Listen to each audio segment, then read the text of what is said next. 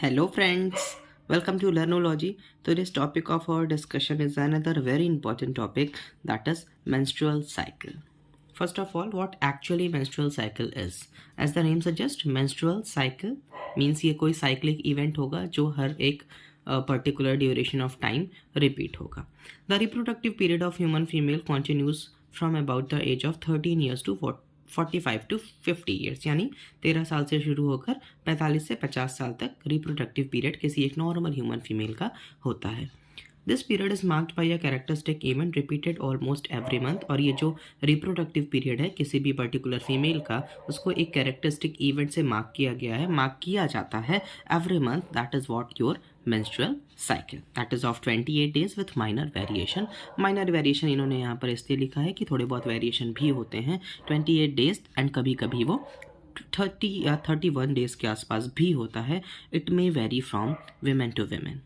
In the form of menstrual flow, it may be temporarily stopped only by pregnancy. यानी आपका जो menstrual cycle है वो सिर्फ pregnancy period में stop होता है, अदरवाइज हर एक मंथ वो पूरा menstrual cycle चलती रहती है. अब यहाँ पर आप दो टर्म देख रहे होगे. First is menarche and second is menopause. First is menarche and second is menopause. So what actually menarche and menopause are?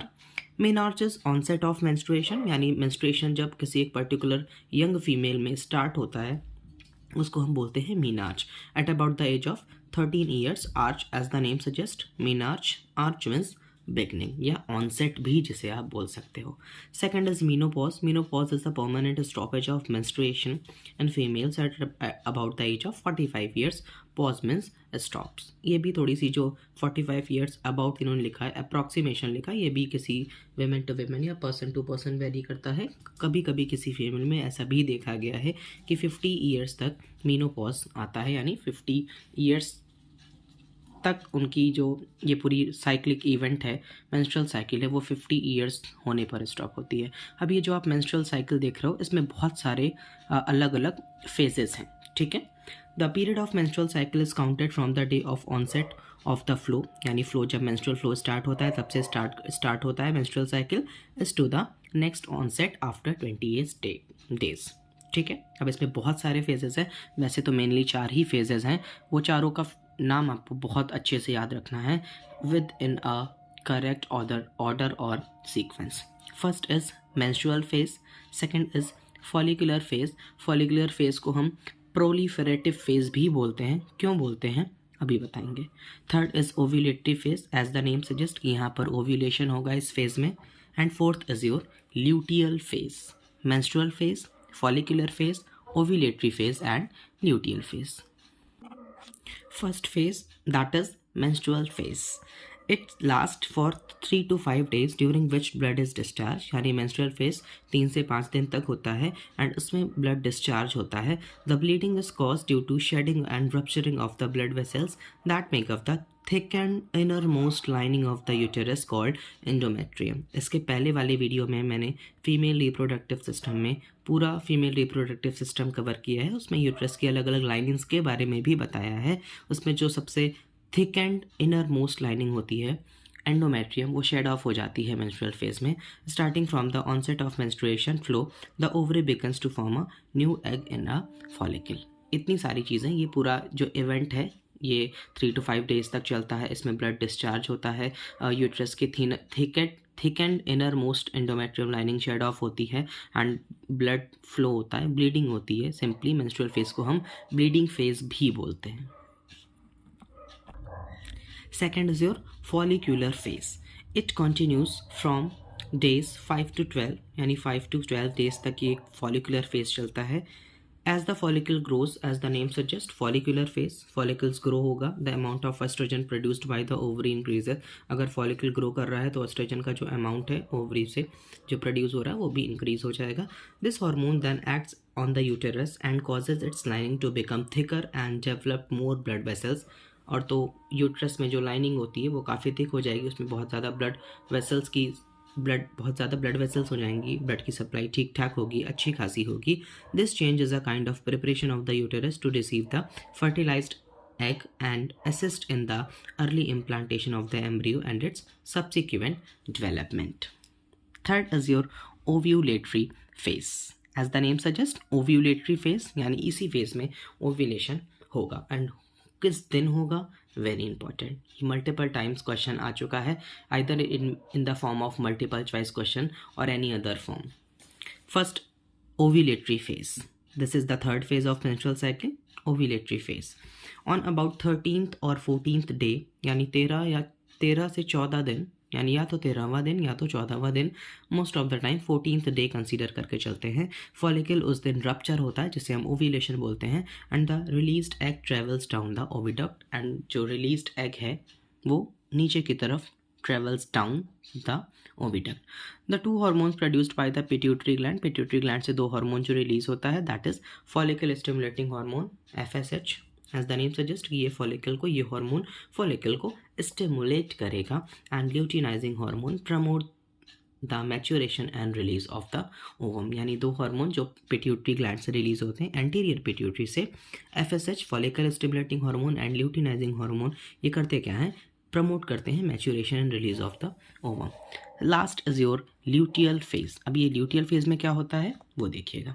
Luteal phase it last from days 15 to 28। Uterus lining thickens further, वापस से uterus की lining thicker होती है, यानी thick होती है, and after the release of the ovum the emptied follicle in the ovary turns into a hormone producing tissue called corpus luteum. And फिर अगर फर्टिलाइजेशन नहीं हुआ तो ये किस में कन्वर्ट हो जाता है, कॉर्पस ल्यूटियम में। Corpus means body, luteum means yellow. If the ovum is fertilized, अगर ओवम फर्टिलाइज्ड हो गया the corpus luteum continue to release progesterone.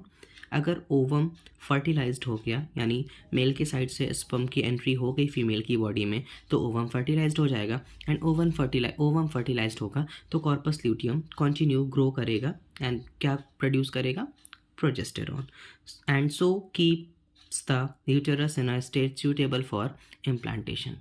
ये तो कंडीशन हो गई कि ओवम अगर फर्टिलाइज्ड हो गया।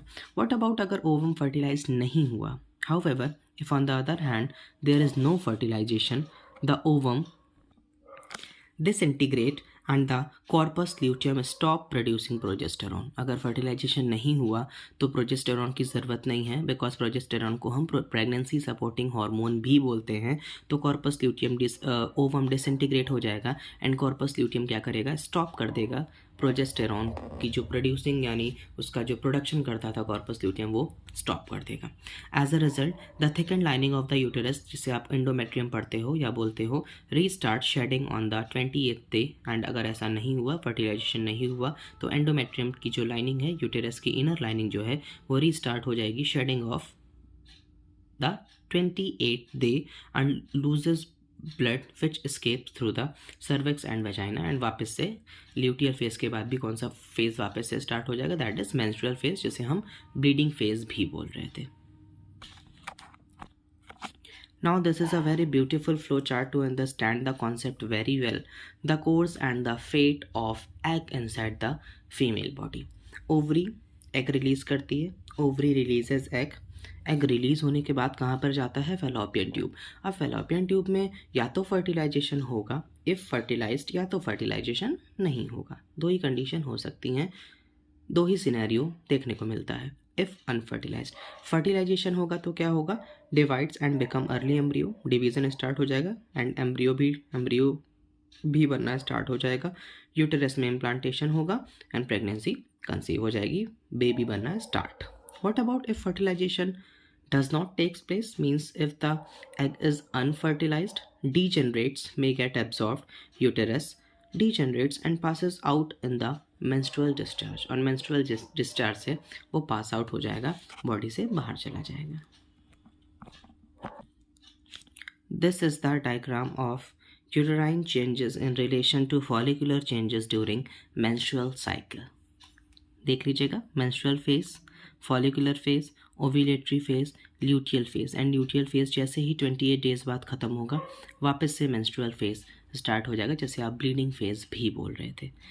ये डेज को शो कर रहा है, यूटेरस की वॉल को दिखा रहा है, ये देखिए मेंस्ट्रुअल फेज में काफ़ी डाउन हो गई थी बिकॉज एंडोमेट्रियम की जो वॉल है वो शेड ऑफ हो रही थी, तो डेफिनेटली उसकी जो थिकनेस है वो काफ़ी कम हो जाएगी। फॉलिकुलर फेज में थोड़ी सी थिकनेस बढ़ेगी, ओव्यूलेटरी फेज में ओव्यूलेशन होगा एंड थिकनेस ठीक ठाक बढ़ेगी। लेकिन आफ्टर ल्यूटियल फेज के बाद क्या होगा, वापस से ये आप डिक्रीज देख रहे हो, शार्प डिक्रीज, मींस जो वॉल है वो शेड ऑफ हो रही है वापस से, बिकॉज वापस से मेंस्ट्रुअल फेज या ब्लीडिंग फेज स्टार्ट हो चुका है।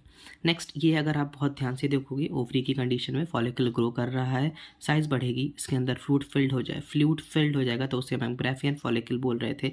रप्चर होगा, कब हो रहा है, ओव्यूलेटरी फेज में, यानी 14th डे ओव्यूलेशन होता है, रप्चर हो जाता है फॉलिकल एंड उससे एग रिलीज होता है, इसी को हम ओव्यूलेशन बोलते हैं।